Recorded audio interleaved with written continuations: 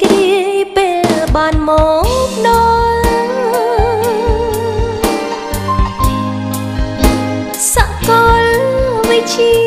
ល័យបញ្ញាជាតិខ្ញុំតែងស្រមៃរាល់ថ្ងៃចង់មកបន្តសិក្សាឥឡូវខ្ញុំបានសំបំណងដែលបងយកបរិញ្ញាប្រឹងលើកស្ទួយជួយជ្រងវាសនាអើយបានភ្លឺថ្លារុងរឿងឧត្តម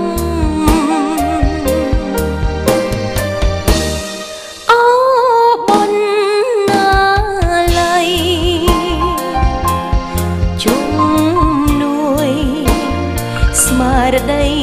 ដ៏ធំក្តីសង្ឃឹមខ្ញុំដើរចំគោលដៅជីវិតភាពជឿជាក់ទាំងជាប់បេះដូង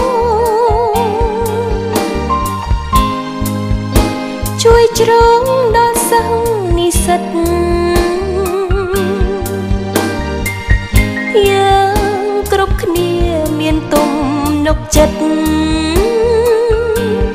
ថាពិតជាមានសមត្ថភាពប្រាកដ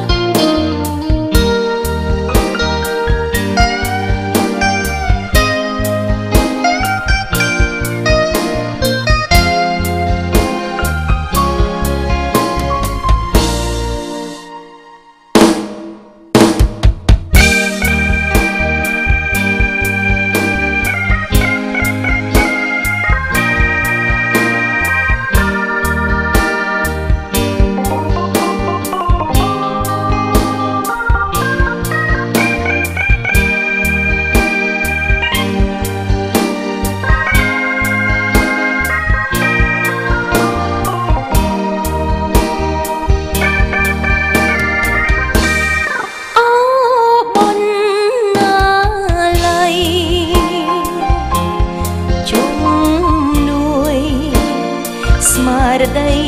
ដ៏ធំក្តីសង្ឃឹម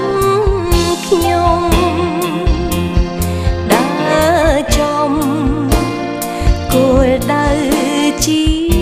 វិតភាពជឿជាក់ទាំងជាប់បេះដូងជួយជ្រងដល់សិស្សនិស្សិតយើងគ្រប់គ្នាមានទំនុកចិត្តថាពិត